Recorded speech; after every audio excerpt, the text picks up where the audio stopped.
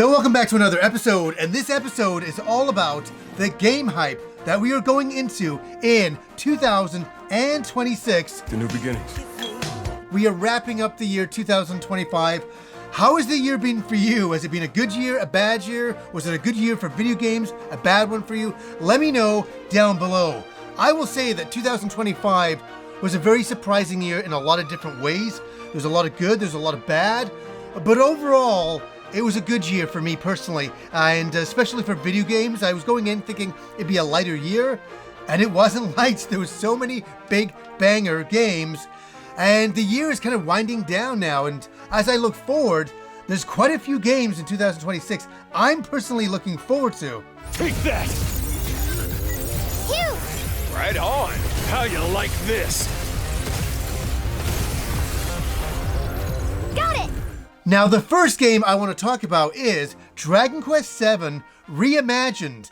It's fascinating because they did parts 1 and 2, they did part 3, we got the trilogy there, and I was thinking, yeah, we're going to be going straight into part 4 as a remake.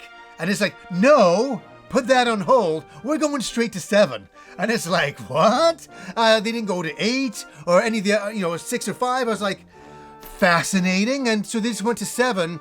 And I gotta say something, when I saw this trailer originally, when they first showed it, I was like, I was not expecting it. I was not expecting Dragon Quest VII, a remade version of it. And I was like, wow. Yes, they did the 3DS version. That was a good version. But this version is the definitive version. And it looks fantastic. This is the stuff. And it's a fascinating game. I talked about it in another video. Like, Dragon Quest VII is not the highlight Dragon Quest game for me.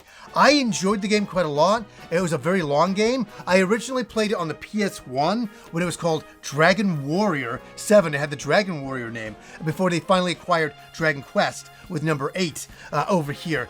But we got Dragon Warrior 7, and I played it, and it was a bit dated on the PS1 at the time, but I was always starved for RPGs, and it was a great Dragon Quest game. Very long, some very somber music.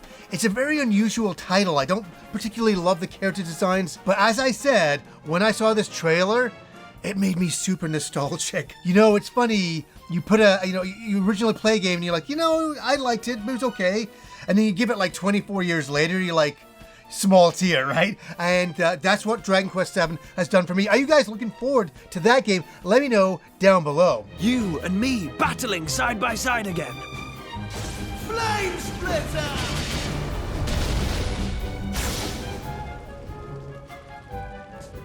Now, there's one game that's been delayed a million times, it feels like, and everybody's going, please release the game already. And that is for Grand Theft Auto 6.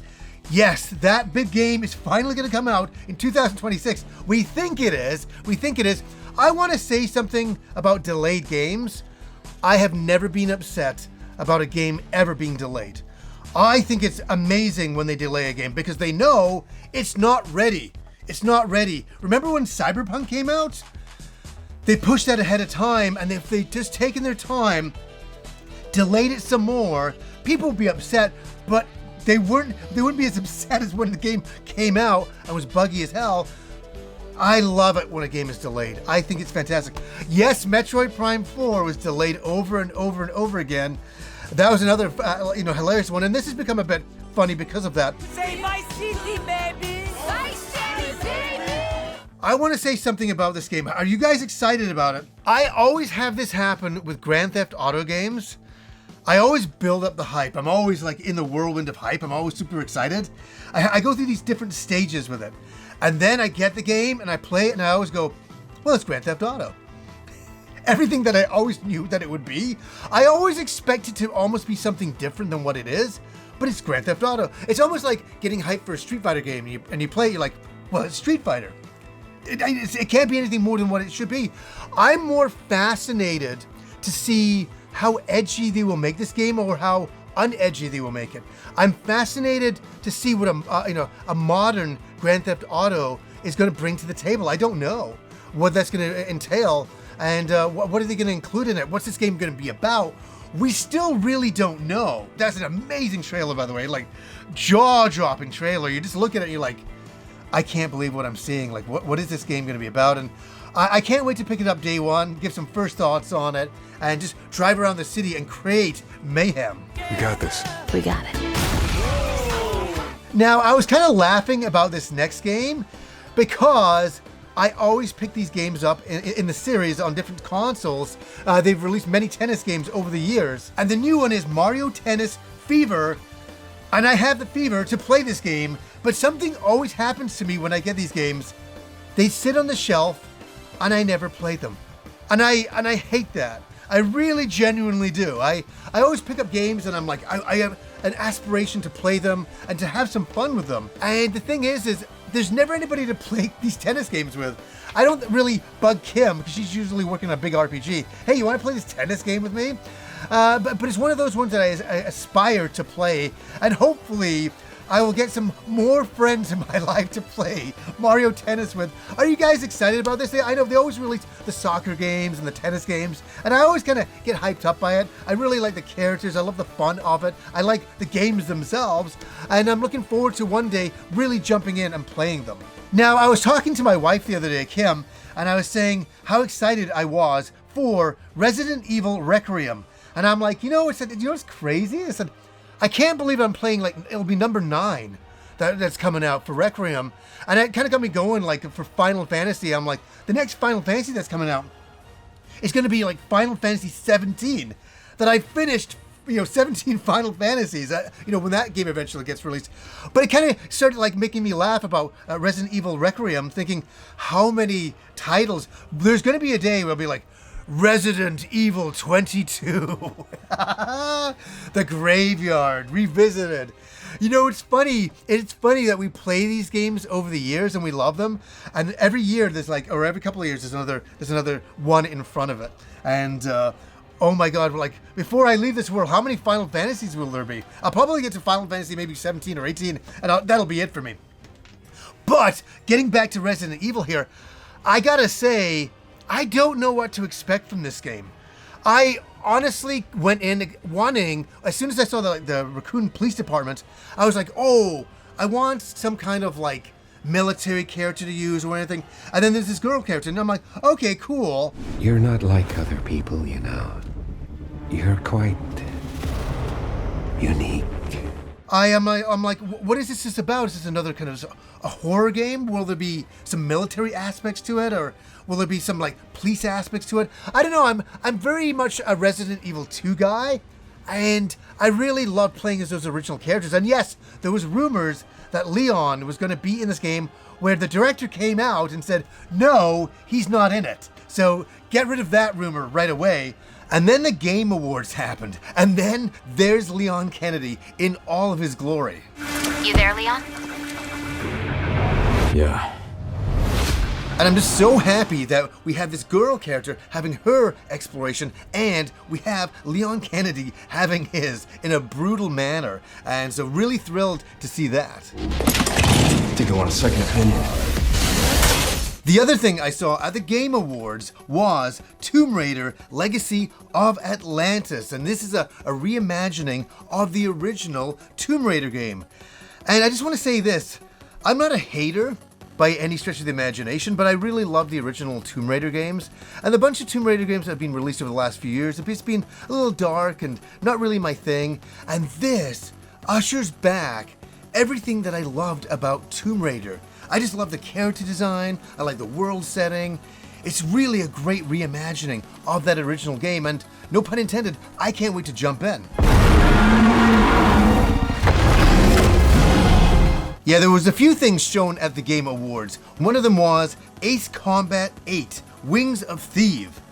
And I saw this, and I'm saying to my wife, oh my God, this is Ace Combat. This is definitely Ace Combat. I'm like, it's Ace Combat 8. And she's like, really? Because she didn't know anything about Ace Combat. And then they announced the title, and I was like, I'm so in on this. It's been a few years since Ace Combat 7, and Ace Combat 7 is a game I'm always thinking that I want to get back to. And so, maybe I'll get back to it just before Ace Combat 8 comes out. From now on, you'll be the greatest ace pilot this war will ever know. Now there's a bunch of games shown at the Game Awards, but this one game is called Orbitals. Really captured my imagination because, first of all, strangely enough, it's only for the Nintendo Switch 2. And I'm like, oh, okay, let's see what this is. And I kind of having a look at it. It's like an anime game. I'm like, wait, it's not just an anime game. It's an old school anime game. And I'm like, look at those character designs. Something out of like Daikon 4. And I was sold. I don't even know much more about this game. I just love the style and the look, mimicking the old school, look from the 80s, style of anime. I was sold, and I'm like, yes, I'm looking forward to that in 2026. There's some games over the years, like Cuphead, that have such a unique style, and you look at the style and you're like, that's amazing. I love how they're mimicking that 1940s, 50s kind of style and bring it into a video game with these characters. Where there's another one, and I saw this, it's been, they've shown trailers over the last bunch of years, and it's going to come out in 2026, and that is for Mouse PI for Hire. And it's a shoot 'em up style of game, running around, kind of black and white, and I'm like, oh my god. I love the originality of a game like this, because we have a million shoot 'em ups. And then you see a game like this and you're like, oh, this is fantastic. This is an original style of game, and one that I definitely want to back, one that I will be picking up and playing. Hopefully the gameplay is good and it all feels right and there's some great boss encounters. Everything I've seen so far is leading that direction, but we will find out in 2026. Well. Guess that just made my day. And another game coming out by Square is a game that was released as a demo form. I still never got to the demo. And that is for The Adventures of Elliot, the Millennium Tales. And it seems to be like an action RPG. I've seen a little bit of it. I've seen some of the trailers of it. And I'm like, I'll jump into this in the new year. This is one of those ones that I kind of am happy that I don't know a lot about. And I'm glad I didn't play the demo. Sometimes it's really good not to play a demo of a game you're excited about. And you just go in blind and give it a shot. I'm looking forward to that, to just jumping into this game and seeing where it takes me. But I really love the art style. I really love the graphics of it. A bit of that Octopath Traveler look to it. And the gameplay looks intriguing. And everything old again is new again on the Nintendo Switch 2, it would seem.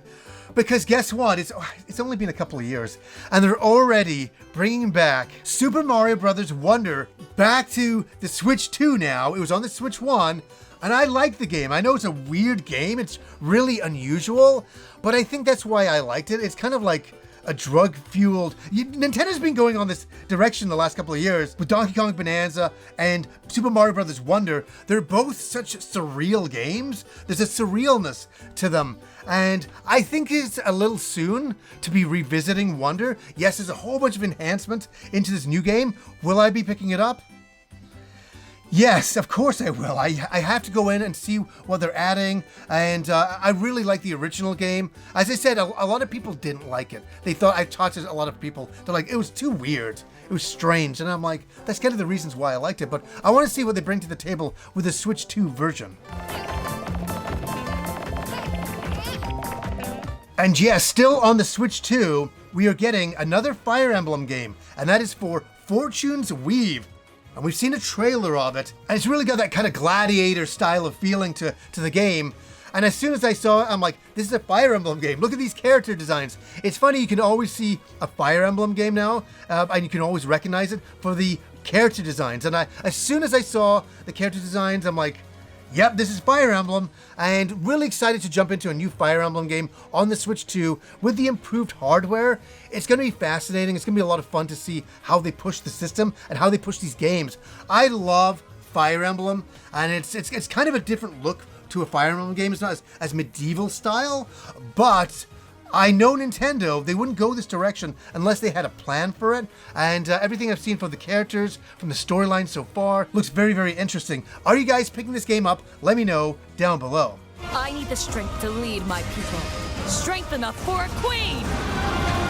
And yes, we saw a trailer, a very bloody, insane trailer. I won't show too much of that. Marvel's Wolverine, a game we've been excited to see. We finally saw it. The hype is there.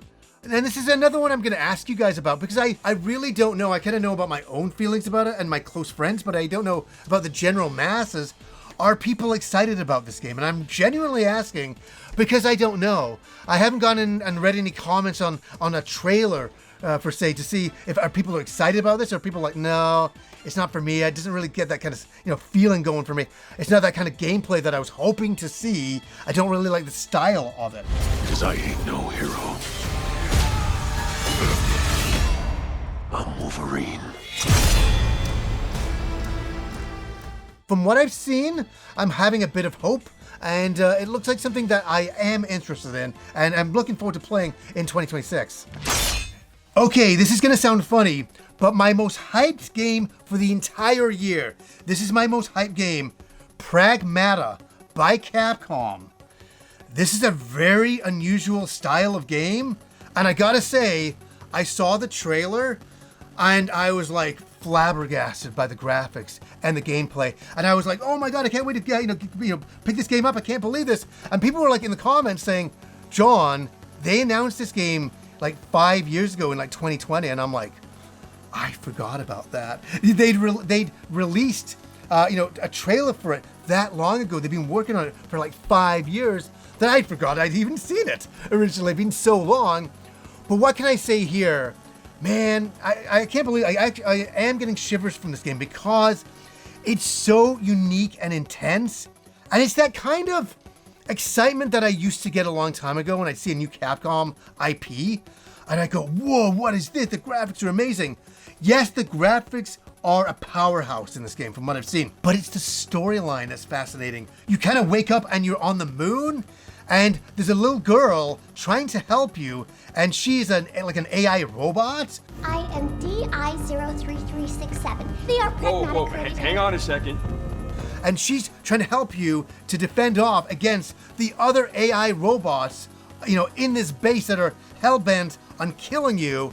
And they're so twisted and they're so weird. The design work on this game is second to none. I mean, everything I've seen about it, I'm just like, day one, man, day one. I can't wait. Whatever they've got cooking, I am picking it up the second it's released. And I want to jump into the world of Pragmata. And what do you guys think about this one? Am I overhyped in my mind? I really don't think so. This one really calls to my soul. And I kind of like some of the combat mechanics of it. Sometimes trying to solve these really unique puzzles within this lunar base on the moon. It's weird, it's strange, and I guess you're trying to get the heck out of there. And I'm really interested to see what the storyline is going to bring to the table. And from what I've seen so far, it's got me hooked. Yeah, we'll go, and if you don't get hurt, that means it's safe. Let's go! Sounds like a plan. And as many people know who've watched the channel for a long time, one of mine and Kim's favorite games is Scott Pilgrim vs. the World.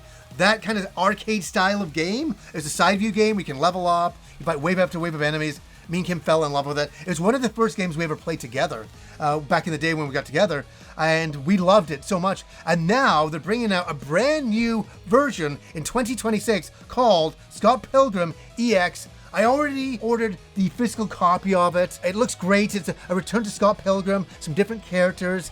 I'm all in, and I'm looking forward to jumping in with Kim and trying to play that game once again. Hopefully I can get Kim to play some Mario Tennis before that though, but I'm looking forward to playing Scott Pilgrim EX.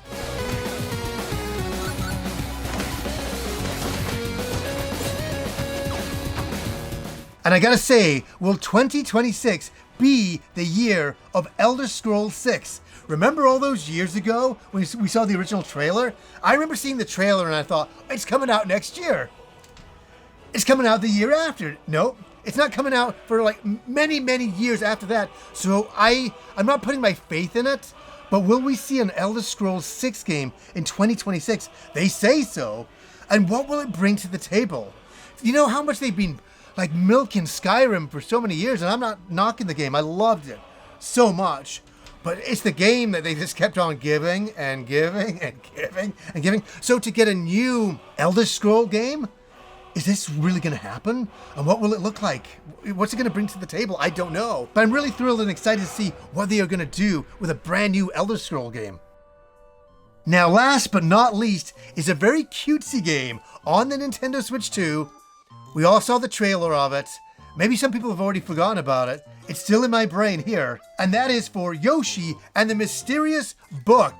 Yes, you jump into this mysterious book and kind of go on this kind of weird adventure, and I'm all for it. Yes, it's really cutesy. I normally don't play really cutesy games, but this game kind of hit the heartstrings in a really unusual way, and I was like, yes, we will play this game. We will play this evil, terribly, awfully scary game. No, it's everything, the opposite of that, and that's exactly the reason why I want to play it. And guys, you tell me, what are some games that you're looking forward to in 2026, especially games that I do not mention in this video? I want to be reminded about some games that maybe I've forgotten about that I can get hyped for in this new year. So anyways, guys, until next time.